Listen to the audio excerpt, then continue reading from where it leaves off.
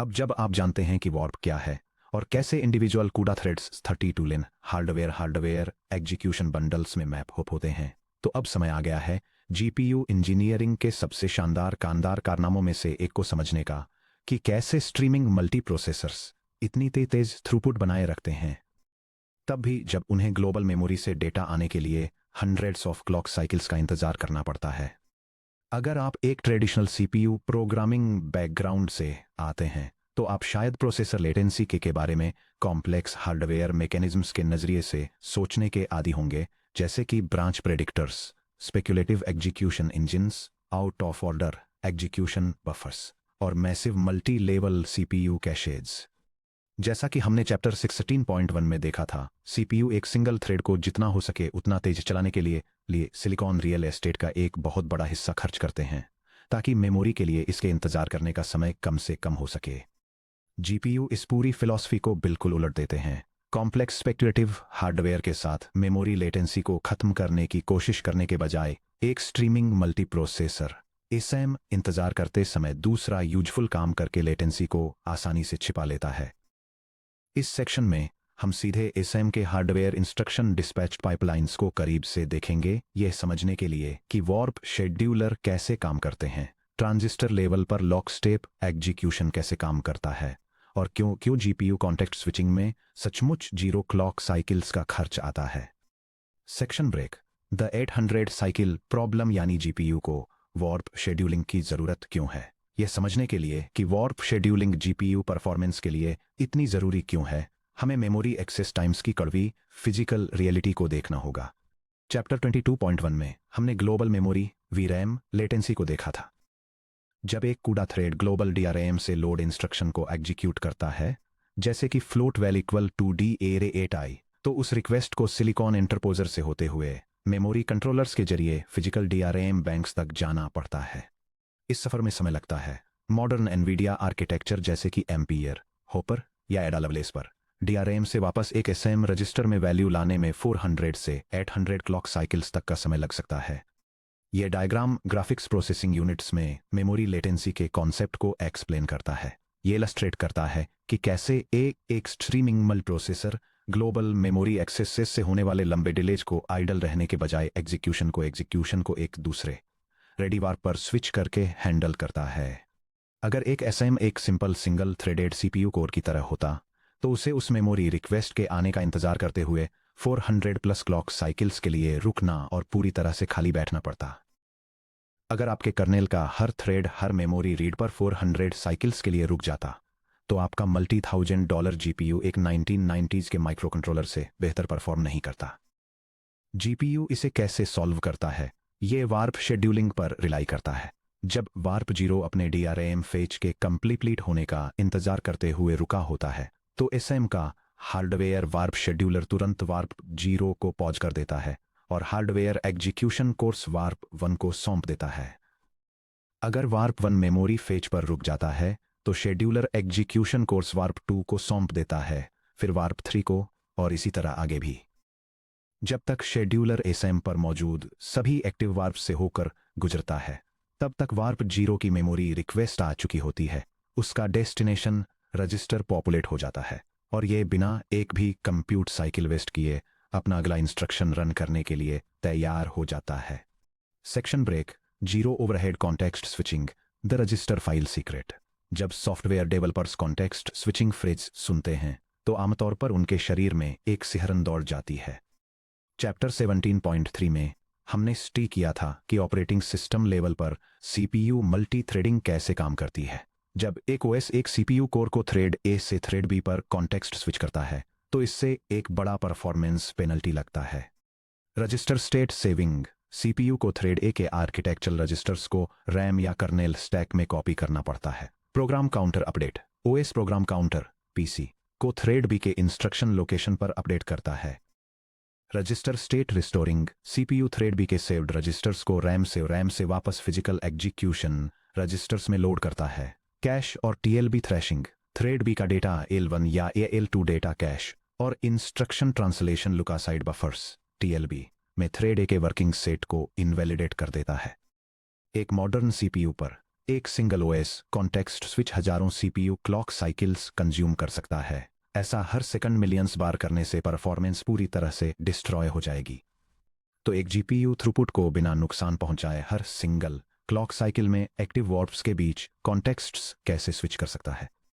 Silicon secret यानी physically resident registers. GPU zero overhead context switching achieve करता है क्योंकि वार्प्स के बीच स्विच करते समय यह रजिस्टर स्टेट को मूव या सेव नहीं करता है। आप चैप्टर 22.2 से याद करें कि एक एसएम में एक बहुत बड़ा फिजिकल रजिस्टर फाइल होता है जो अक्सर सीपीयू कोर पर कुछ किलोबाइट्स की तुलना में पर एसएम 64 केबी से 256 केबी तक का हाई स्पीड एसरैम होता है। जब एक थ्रेड ब्लॉक को एक एसएम असाइन किया जाता है तो हार्डवेयर एलोकेटर उस ब्लॉक के सभी थ्रेड्स के बीच उनके पूरे लाइफ स्पैन के लिए एसएम के फिजिकल रजिस्टर फाइल को स्टैटिकली पार्टीशन कर देता है। वार्प जीरो को बैंक ए में एलोकेटेड फिजिकल रजिस्टर्स R0 से R31 मिलते हैं। वार्प वन को बैंक बी में एलोकेटेड फिजिकल रजिस्टर्स R32 से R63 मिलते हैं। वार्प टू को बैंक सी में एलोकेटेड फिजिकल रजिस्टर्स R64 से R95 मिलते हैं। यह डायग्राम दिखाता है कि कैसे एक जीपीयू का hardware scheduler register file allocation को मैनेज करता है। यह दिखाता है कि कैसे हार्डवेयर वार्प शेड्यूलर एक मल्टीप्लेक्सर का यूज करके डिफरेंट वार्प्स के लिए रजिस्टर पॉइंटर्स को 0 साइकिल्स में तुरंत स्विच कर देता है, जिससे हर एक इंडिविजुअल वार्प के लिए फिजिकली रजिस्टर एलोकेशंस को एक्सेस किया जा सके। क्योंकि हर एक्टिव वार्प के पास सिलिकॉन डाई पर एग्जीक्यूशन यूनिट्स के बिल्कुल बगल में अपने खुद के डेडिकेटेड फिजिकली आइसोलेटेड रजिस्टर्स होते हैं। यहां रजिस्टर्स को डीरैम या L1 कैश में कॉपी नहीं किया जाता है, कोई स्टैक सेविंग या रिस्टोरिंग नहीं होती है, कोई ओएस कर्नेल इंटरवेंशन नहीं होता है। जब hardware warp scheduler warp zero को पॉज करने और वार्प वन को एग्जीक्यूट करने का डिसीजन लेता है तो ये बस वार्प वन के रजिस्टर बैंक और इंस्ट्रक्शन पॉइंटर की तरफ पॉइंट करने के लिए एक इंटरनल हार्डवेयर पॉइंटर जो कि एग्जीक्यूशन मल्टीप्लेक्सर में एक सेलेक्टर बिट है उसे बदल देता है। कॉन्टेक्स्ट स्विच में 0 क्लॉक साइकिल्स लगते हैं। ये हर सिंगल क्लॉक एज पर हार्डवेयर में डायनेमिकली होता है। Section break. The warp state machine यानी एक्टिव, स्टॉल्ड और एलिजिबल। शेड्यूलर यह कैसे चुनता है कि आगे कौन सा वार्प रन करना है, इसे समझने के लिए हमें एक एसएम पर वार्प के इंटरनल लाइफ साइकिल को एग्जामिन करने की जरूरत है। किसी भी दिए गए मोमेंट पर एक एसएम को असाइन किया गया हर वार्प 3 माइक्रो आर्किटेक्चरल स्टेट्स में से किसी एक में होता है। यह डायग्राम एग्जीक्यूशन के दौरान एक जीपीयू वार्प के लाइफ साइकिल और स्टेट ट्रांजिशंस को दिखाता है।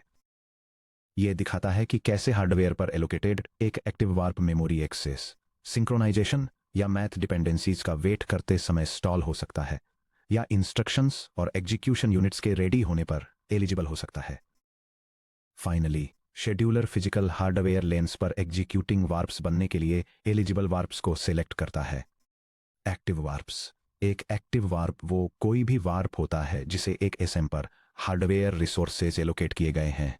इस वार्प को कंटेन करने वाला थ्रेड ब्लॉक करंटली रन कर रहा है, इसके रजिस्टर्स मैप्ड हैं और इसका प्रोग्राम काउंटर एक्टिव है।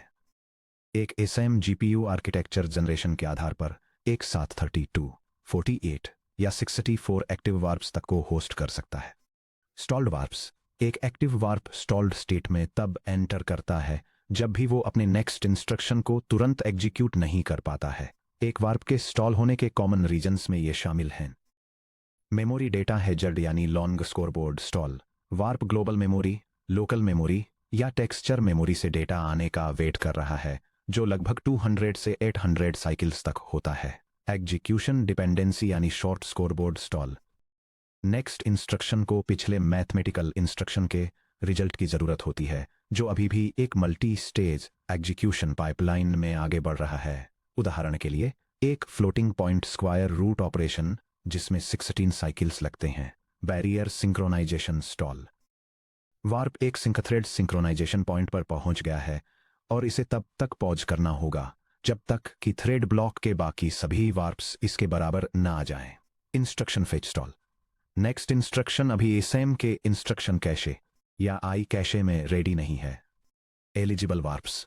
एक एलिजिबल वार्प वो एक्टिव वार्प होता है जो अभी एग्जीक्यूट होने के लिए बिल्कुल रेडी है। ये मेमोरी पर स्टॉल नहीं है, इसके इनपुट रजिस्टर्स पूरी तरह से अपडेटेड हैं, इसकी पाइपलाइन डिपेंडेंसीज क्लियर हो चुकी हैं और इसका नेक्स्ट इंस्ट्रक्शन कैश्ड है।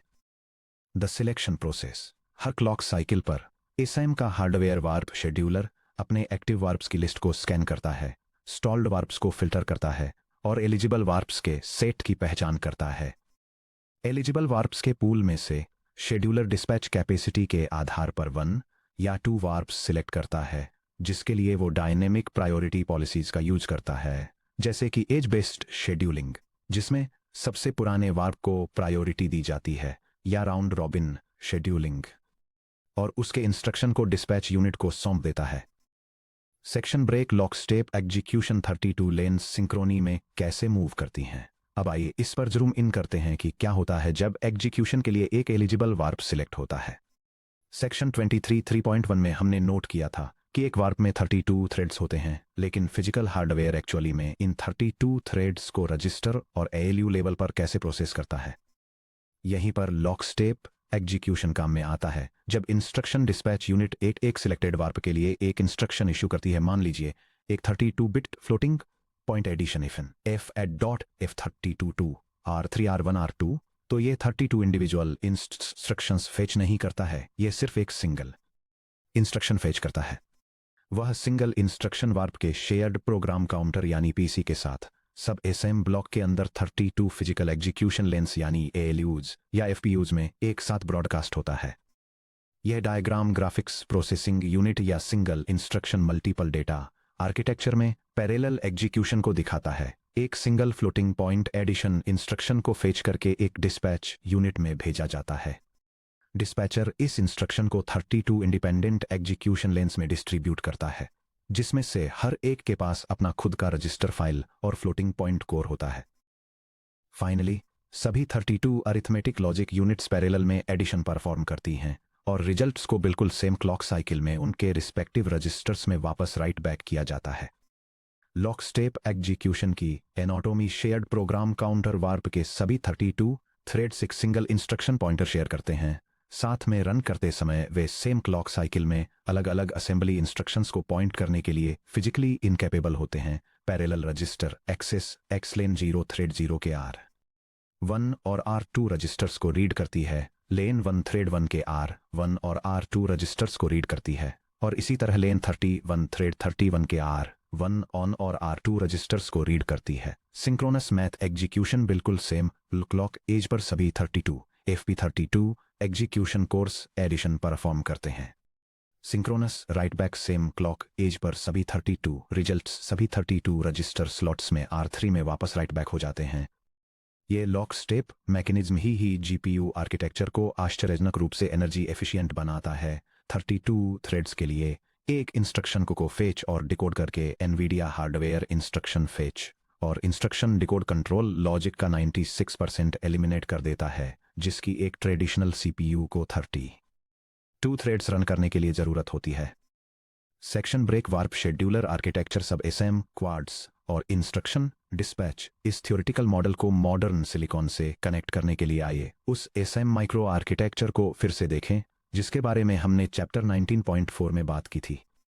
वोल्टा आर्किटेक्चर से स्टार्ट करते हुए और एम्पियर, एडा लवलेस और हॉपर के साथ कंटिन्यू करते हुए एनवीडिया ने हर स्ट्रीमिंग मल्टीप्रोसेसर को 4 फिजिकल प्रोसेसिंग क्वाड्रंट्स में स्प्लिट किया है, जिन्हें सब एसएम्स या एसएम प्रोसेसिंग ब्लॉक्स के रूप में जाना जाता है।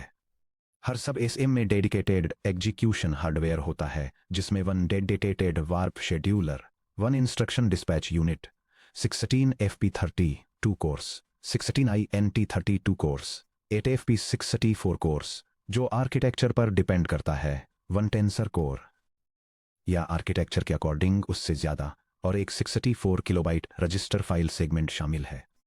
यह डायग्राम एक जीपीयू स्ट्रीमिंग मल्टीप्रोसेसर के इंटरनल आर्किटेक्चर को दिखाता है कि यह कैसे 4 सब प्रोसेसिंग यूनिट्स में डिवाइडेड है। हर सब यूनिट में उसका खुद का warp scheduler, instruction dispatch unit, floating point और इंटीजर ऑपरेशंस के लिए अरिथमेटिक लॉजिक यूनिट्स और फास्ट डेटा स्टोरेज के लिए एक रजिस्टर फाइल होती है। The half warp execution clock cycle. आप ऊपर दिए गए स्पेसिफिकेशन में एक इंटरेस्टिंग डिटेल नोटिस कर सकते हैं कि हर सब एसएम में 16 FP32 कोर्स होते हैं, लेकिन एक वार्प में 32 थ्रेड्स होते हैं। 16 फिजिकल FP32 कोर्स वाला एक सब एसएम लॉक स्टेप में 32 थ्रेड वार्प को कैसे एग्जीक्यूट करता है। ये क्लॉक साइकिल पंपिंग का यूज करता है, जो क्लॉक साइकिल्स में टाइम स्लाइसिंग करता है।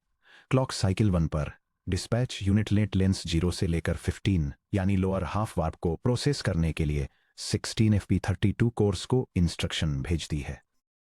क्लॉक साइकिल 2 पर डिस्पैच यूनिट लेंस 16 से लेकर 31 यानी अपर हाफ वार्प को प्रोसेस करने के लिए उन्हीं 16 FP32 कोर्स को बिल्कुल सेम इंस्ट्रक्शन भेजती है। सॉफ्टवेयर डेवलपर्स के लिए यह एग्जीक्यूशन एक सिंगल इंस्ट्रक्शन इश्यू स्लॉट के अंदर सीमलेसली होता है। हार्डवेयर हाफ वार्प स्प्लिट को ऑटोमेटिकली हैंडल कर लेता है।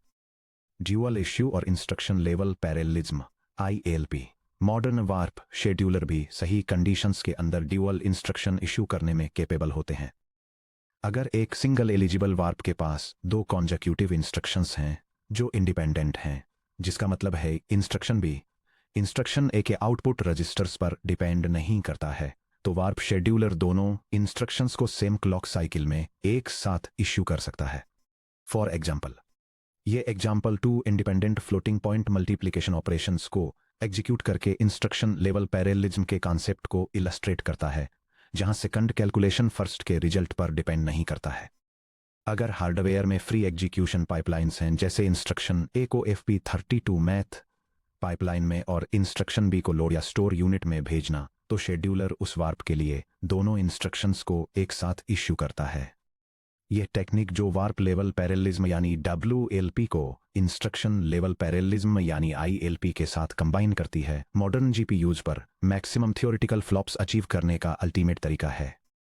Section break. मेमोरी लेटेंसी को हाइड करने के लिए आपको कितने वार्प्स की जरूरत होती है? चलिए अब कुछ रफ इंजीनियरिंग कैलकुलेशंस करते हैं।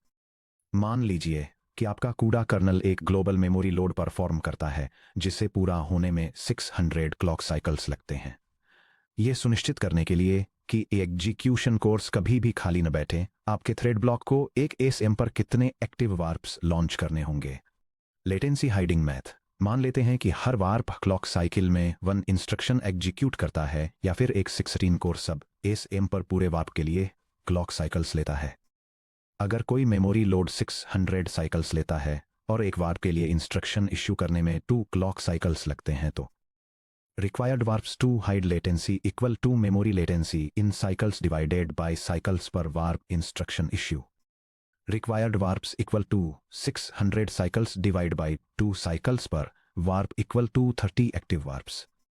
इसका मतलब है कि अगर किसी ASM को 30 एक्टिव वार्प्स असाइन किए गए हैं, तो वार्प शेड्यूलर सभी 30 वार्प्स के थ्रू साइकिल कर सकता है और बारी बारी से हर एक को इंस्ट्रक्शन इश्यू कर सकता है। जब तक वह वार्प 29 के लिए इंस्ट्रक्शन इश्यू करना खत्म करेगा, तब 600 क्लॉक साइकिल्स बीत चुके होंगे और वार्प 0 का मेमोरी लोड भी आ चुका होगा। हार्डवेयर एग्जीक्यूशन कोर्स कभी भी स्टॉल पाइपलाइन में नहीं फंसते। GPU 100% कंप्यूट एफिशिएंसी पर काम करता है, जिससे 600 साइकिल की DRAM लेटेंसी पेनल्टी पूरी तरह से खत्म हो जाती है। यह डायग्राम GPU कंप्यूटिंग में वार्प लेटेंसी हाइडिंग के कॉन्सेप्ट को इलस्ट्रेट करता है। यह एक लो ऑक्यूपेंसी सिनेरियो, जहां हर स्ट्रीमिंग मल्टीप्रोसेसर पर सिर्फ 4 एक्टर एक्ट्स होने की वजह से मेमोरी लोड का वेट करते समय काफी ज्यादा आइडल टाइम होता है, उसको 32 एक्टिव वार्प्स वाले हाई ऑक्यूपेंसी सिनेरियो से कंपेयर करता है। हाई ऑक्यूपेंसी सेटअप में फर्स्ट वार्प के मेमोरी लोड के कंप्लीट होने का वेट करते समय मल्टीप्रोसेसर दूसरे वार्प्स पर मैथमेटिकल इंस्ट्रक्शंस को एग्जीक्यूट करके पूरी तरह से यूटिलाइज्ड रहता है, जिससे वेस्टेड क्लॉक साइकिल्स एलिमिनेट हो जाते हैं। Section break. Hands on benchmark. CUDA code में लेटेंसी हाइडिंग को ऑब्जर्व करना। इस कॉन्सेप्ट को अच्छी तरह समझने के लिए चलिए एक कंप्लीट C++ कूडा कर्नल लिखते हैं, जो वार्प शेड्यूलिंग और लेटेंसी हाइडिंग के फिजिकल इम्पैक्ट को दिखाता है। हम 2 कर्नल्स बनाएंगे जो 16,777,216 एलिमेंट्स यानी 16 मिलियन फ्लोट्स के एक एरे को प्रोसेस करते हैं। लो ऑक्यूपेंसी कर्नेल सिर्फ 32 थ्रेड्स के ब्लॉक्स लॉन्च करता है 1 वार्प पर ब्लॉक हाई रजिस्टर यूसेज के साथ, जिससे ASM हार्डवेयर सिर्फ कुछ ही एक्टिव वार्प्स तक रिस्ट्रिक्ट हो जाता है। हाई ऑक्यूपेंसी कर्नेल 256 थ्रेड्स के लॉन्च करता है 8 वार्प्स पर ब्लॉक ऑप्टिमाइज्ड मेमोरी एक्सेस के साथ, जिससे वार्प शेड्यूलर मेमोरी लेटेंसी को पूरी तरह से हाइड कर पाता है। यहाँ कंप्लीट सोर्स कोड है।